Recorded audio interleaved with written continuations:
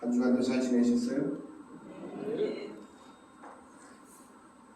때로는 힘들고 때로는 슬프고 또 때로는 즐겁기도 하고. 윤희는 어땠어? 그냥 신났어? 저 위에 있어요. 뭐 우리가 사는 삶이 비슷해. 뭐 어떤 때는 기쁘기도 하고 어떤 때는 또 슬프기도 하고 어떤 때는 또 괴롭기도 한데 그것도 우리의 삶의 모습이 아닐까 생각이 되어집니다. 그런데 하나님의 말씀은 우리들에게 그런 상황에서도 해야 할 일이 있음을 디모데후서 4장에 이렇게 말씀합니다. 너는 말씀을 선포하라. 때를 얻든지 못 얻든지 항상 힘쓰라.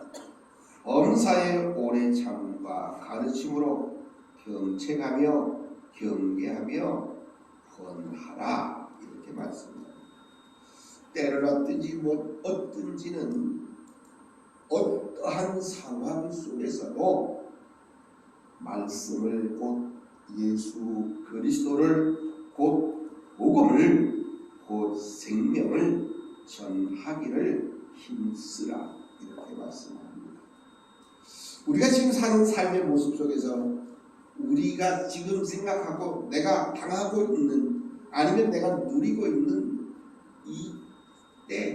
이 상황은 어떻습니까?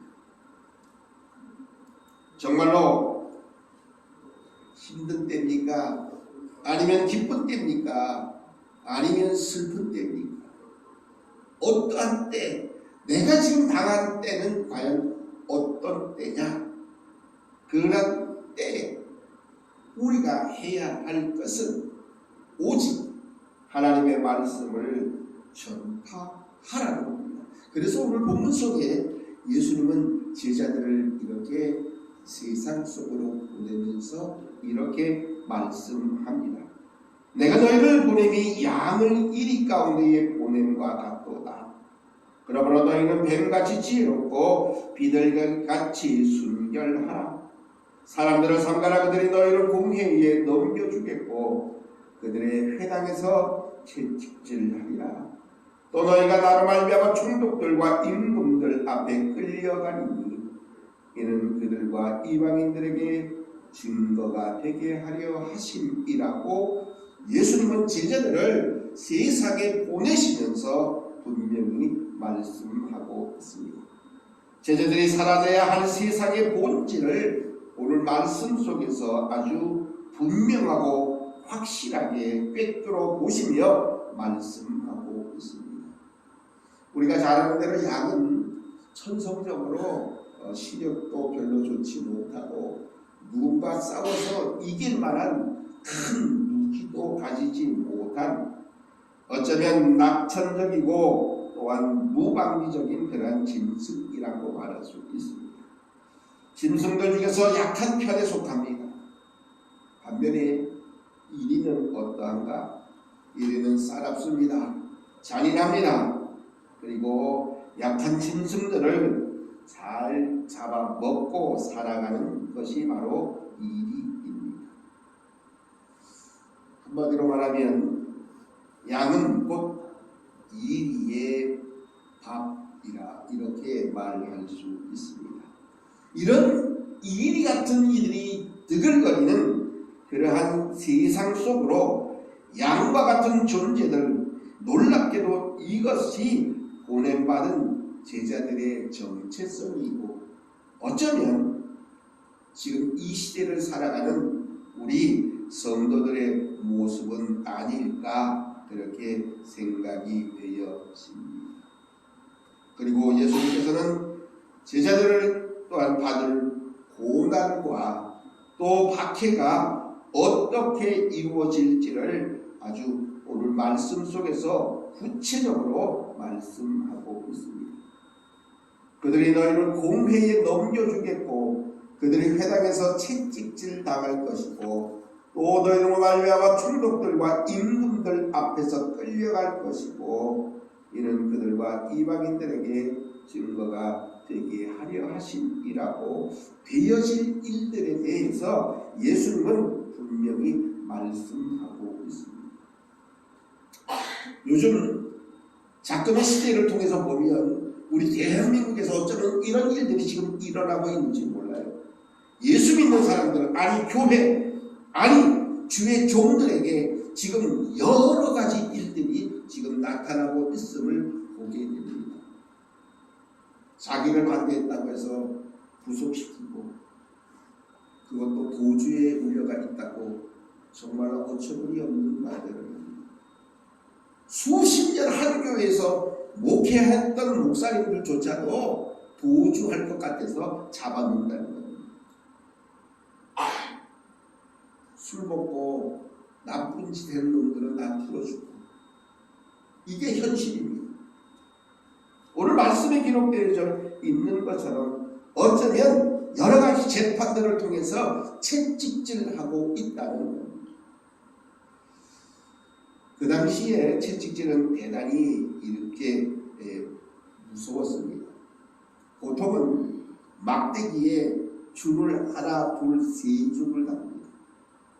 그리고 그 줄을 가죽줄을 다는 그 채찍을 가지고 때립니다. 매를 드립니다. 신명기 25장에 보면 40대 이상을 때리지 못하게 그렇게 규정해 놓았습니다. 우리가 잘 아는 대로 사도 바울도 이렇게 40에 하나를 가만 39대의 매를 맞습니다. 그런데 이 39대가 하나, 둘, 셋, 넷 이렇게 해서 39대가 되는 게 아니라 달린 막대기에 줄을 3개를 달아서 한 번 때리면 3회를 칩니다. 그래서 39번을 맞았다는 얘기는 그 3줄 달린 가죽줄 달린 채찍으로 13번을 맞았다는 거예요. 그래서 40에 하나를 감한 39번의 매를 맞았다고 사도 바울도 그렇게 고백을 했던 기록이 성경에 나와 있습니다. 얼마나. 그런데 그런 채찍이 이제 신약으로 넘어오면서 그 가죽줄에다가 쇳덩어리를 하나씩 이렇게 달아놓습니다. 그리고 그것으로 이제는 채찍을 때립니다. 예수님이 맞으신 채찍도 그런 채찍. 잘못 맞으면 살이 툭툭 빠져나가요. 그런 채찍으로 이제는 매를 맞을 것을 예수님은 말씀 속에서 그렇게 증거하고 있습니다. 사람들이 제자들을 공회에 넘겨줄 것이고 회당에서 채찍질 당할 것을 말씀하고 있습니다. 총독들과 또한 임금들 앞에 끌려가게 될 것이다. 권력자들 앞에 끌려가서 재판을 받게 될 것이다. 더 나아가서 장차 형제가 형제를, 아버지가 자식들을 또한 내어줄 뿐만 아니라 자식들이 부모를 대적하는 그런 일들이 일어나게 될 것을 말씀하고 있습니다. 예수님의 이름으로 말미암아 모든 사람들에게 오히려 미움을 받을 것 또한 말씀하고 있는 겁니다. 어쩌면 우리 지금 대한민국의 모습과 너무너무 흡사하다라고 그렇게 생각이 되어집니다. 이러한 상황 속에서 우리는 그러면 어떻게 해야 할 것인가? 때는 어떤지 못 어든지 이제는 말씀을 전파해야 할 우리가 이런 상황 속에서 끌려가고 고발당하고 오히려 신문당하고 매 맞는 그런 상황이 오면 과연 우리는 어떻게 해야 할 것인가? 어떻게 하실래요? 우리를 고발하고 잡혀가고 또 재판받고 또 때로는 이제는 매 맞는 상황이 온다면 어떻게 하시겠어요? 그냥 입 닫으시겠어요? 끝까지 견디시겠어요? 오늘 하나님의 말씀에 우리들에게 이렇게 말씀합니다. 22절을 함께 공독합니다. 시작.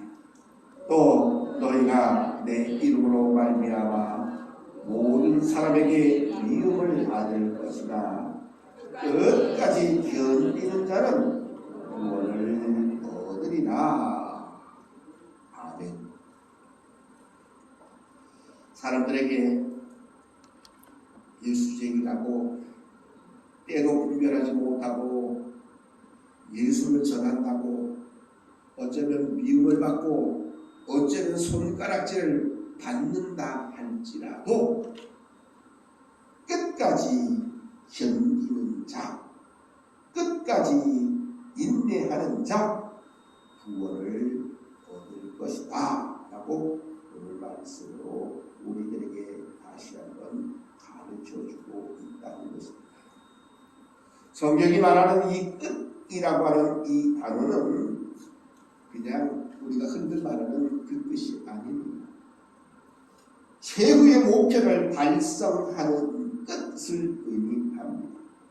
다시 말하면 모든 목적을 이룰 때까지가 바로 끝입니다. 이 끝은 영원한 하나님의 나라에 들어갈 때까지를 말씀하고 있는 겁니다. 아무리 우리를 채찍질하고 아무리 우리를 고소하고 고발하고 또한 재판한다 할지라도 그래도 끝까지 견디는 겁니다. 근자에 우리나라에 손현복라고 하는 목사님이 구속된 거 여러분 아시죠? 근데 그분이 구속되어졌는데 제일로 슬픈 게 뭐냐? 내가 구속당해서 슬픈 게 아니라고. 그 붙들림 속에서 누구 하나 이런 말고 거기에 이제는 위로하고 동조해서 말해주는 사람이 하나도 없다는 겁니다. 그게 슬프다. 그게 마음 아프다. 안 됩니다. 구속해서는 안 된다라고 말해주는 사람이 별로 없다는 겁니다. 그게 제일로 힘들다는 겁니다. 만약에 제가 아니 여러분들이 예수 그리스도를 증거하다가 붙들려가는데 아무런 이런 말로 그것에 대해서 말하지 아니한다면 말은 어떠할까? 많은 사람들이 그것을 생각하지 않습니다. 나만 안 붙들려가면 되고 나만 안 잡혀가고 나만 이제는 재판받지 않으면 된다라고 생각하고 있다는 것입니다. 그런데 우리 삶의 모습 속에서 우리는 그럼에도 불구하고 우리 주님은 제자들에게 말씀합니다. 끝까지 견디는 자가 구원을 얻을 것이라고 말씀하고 있습니다. 이 견딘다라고 하는 이 말에는 여러 가지 뜻이 있지만 이제는 가장 밑에 머무른다라고 하는 말도 또 그러한 뜻도 있다는 것입니다. 곧 잘 참고 있는 것을 말씀하고 있습니다. 다시 말하면 목적을 이룰 때까지 잘 참는 사람이 승리한다는 겁니다. 그것이 바로 구원을 얻는 겁니다. 그것이 바로 영혼을 얻을 수 있다고 말씀하고 있습니다. 마태복음과 마가복음에는 구원을 얻는다고 말씀합니다. 누가복음에는 바로 끝까지 견디는 자가 영혼을 얻는다 이렇게 말씀합니다. 많은 그리스도인들이 예수 그리스도를 증거하다가 어떠한 고난과 핍박이 오면 그 즉시로 모든 것을 끝내버릴 때가 많이 있습니다. 그러나 오늘 주님의 말씀은 분명히 제자들에게 어떠한 일들이 일어날 줄을 아심에도 불구하고 또한 그들에게 말씀하기를 끝까지 견디는 자는 구원을 얻을 것이다, 이렇게 분명히 말씀하고 계시다는 사실입니다. 저는 히브리서 3장 14절 말씀을 대단히 좋아합니다. 우리가 시작할 때 확실한 것을 끝까지 견고히 잡고 있으면 이라고 하는 말씀입니다. 그러면 어떻게 되느냐? 그리스도와 함께 참여한 자가, 그리스도와 함께 상속자가 되어진다는 겁니다. 끝까지 견디는 자가 받는 놀라운 하나님의 축복의 약속입니다. 끝까지 견디는 자가 구원을 얻습니다. 끝까지 견디는 자가 영혼을 얻는다는 말씀입니다. 아이고, 힘들어서 나 못해. 나 힘들어서 이제는 포기. 더 이상 안 해. 그것이 아닙니다. 힘들어도 끝까지 견고히 버티고 이기는 자가 구원을 받고 그 사람이 영혼을 얻고 그 사람이 진정한 승리자라는 것입니다. 오늘 제가 설교 준비하면서 제목을 뭐로 정할까 이렇게 기도하다가 제목을 오늘 이렇게 정했어요. 뭐라고 쓰여져 있어요? 승리의 주인공. 누가 승리의 주인공이? 누구예요? 승리 주인공이 누구예요? 나여야 돼. 나. 너가 아니라 나. 내가 바로 승리 주인공이 돼요. 승리 주인공은 어떠한 핍박과 환난과 어떠한 문제 속에서도 끝까지 견디는 자가 바로 승리의 주인공이 될 수 있다는 것입니다. 영국의 윈스턴 처칠이 이제 모교에 갔었는데, 모교에서 이 처칠에게 좀 우리 학생들에게 좋은 말씀을 좀 해주셨으면 그렇게 요청을 합니다. 그 요청에 처칠이 이제 거부할 수가 없어서 이제는 강단으로 올라갔습니다. 그리고 그 많은 이제 학생들에게 한 말은 다른 아닌 아주 짧은 말이었습니다. 길고 또한 어렵게 장황하게 설명한 것이 아니라 이 처칠이 학생들에게 해준 말은 단 한 가지였습니다. 절대로 포기하지 말라. 이 말하고 강단에서 내려왔다는 겁니다. 절대로 포기하지 말아라 라고 그렇게 연설하고 내려갔다는 겁니다. 우리의 삶의 모습 속에서 어쩌면 우리가 예수 믿는 것, 그리고 예수 그리스도를 전한다고 하는 그것 때문에 때로는 많은 문제와 어려움과 핍박이 있을 수 있습니다. 오늘 예수님은 제자들에게 그것을 알면서도 세상 가운데로 보내고 있습니다. 그러면서 제자들에게 분명히 말씀합니다. 너희가 모든 사람으로 미움을 받을 것이나 끝까지 견디는 자가 구원을 얻으리라고 이렇게 분명히 말씀하고 있습니다. 끝까지 견디는 자가 되어져야 됩니다. 어떠한 핍박과 세월과 환경 속에서도 흔들림 없이 끝까지 우리는 견딜 때에 거기에 놀라운 승리가 있고, 거기에 놀라운 구원의 능력이 있고, 거기에 놀라운 영원 구원의 역사가 있게 된다고 말씀하고 있습니다. 불안과 박해로 가득한 세상을 살아가면서 일찍이 포기하는 자는 패배자로 남을 수밖에 없지만, 끝까지 견디는 자는 바로 승리자로 남게 된다는 말씀입니다. 우리는 그러므로 잘 참고 견뎌서 진정한 승리의 주인공, 그래서 당당하게 하나님 앞에, 주님 앞에 서 주님께로부터 칭찬을 들을 수 있는 참된 승리의 주인공 되는 우리 모든 믿음의 권속들이 되시기를 간절히 바랍니다. 한번 따라하겠습니다. 내가 안 들리는데 승리의 주인공이 되고 싶지 않으세요? 분명히 다시 한번 고백할 수 있고 선포하시기를 바랍니다. 내가 승리의 주인공이다.